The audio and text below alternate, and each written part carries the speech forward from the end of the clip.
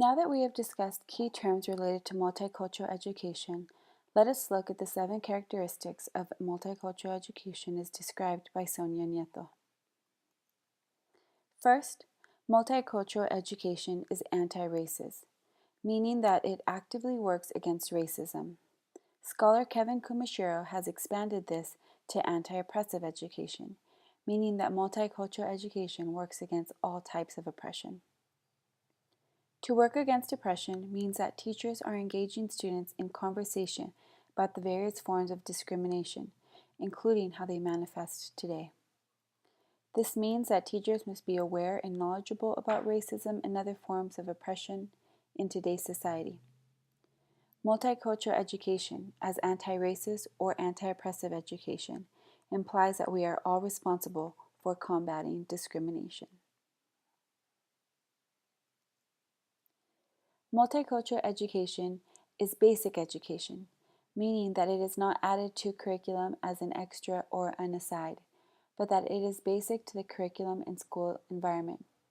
For example, multicultural educators do not encourage celebrations of Black historical figures to be left for 1 month of the year, but expect that the incorporation of Black historical figures will permeate the entire yearly curriculum.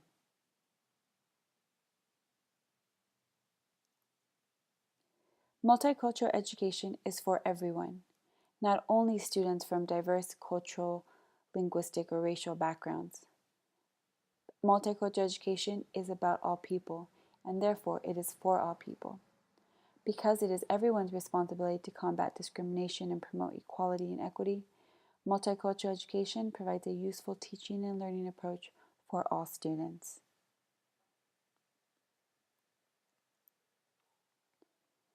Multicultural education is not just about 1 or 2 activities. Multicultural education is pervasive. It is a philosophical approach that permeates all of school life, including the social, physical, and academic environment of the school. It also permeates the curriculum, school policies, and mission statements, and relationships between teachers, students, and the community. Multicultural education is social justice education, meaning that it encourages and challenges students to combat oppressive structures and ideologies, including unequal power balance.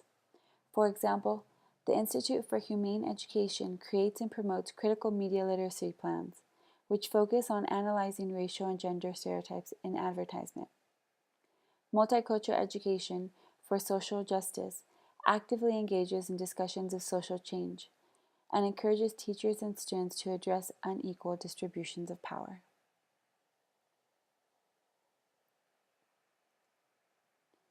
Multicultural education is a process, meaning that it is ongoing. It is something we strive to do, not just a goal to reach. It also means that we are always working and that we never get to a point where we know it all. Multicultural educators are always learning from students.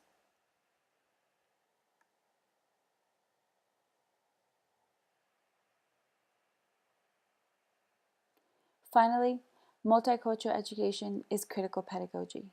It is a pedagogical or teaching approach that fosters critical thinking, reflection, and action. It is transformative and liberating, both for students and communities, meaning that it acknowledges and praises students' own experience and encourages students to seek and create knowledge. Critical pedagogy does not refer to one right answer or truth. Instead, it fosters a multiplicity of voices and perspectives. Multicultural education, as a holistic school reform approach, responds to the problems of school underachievement and failure.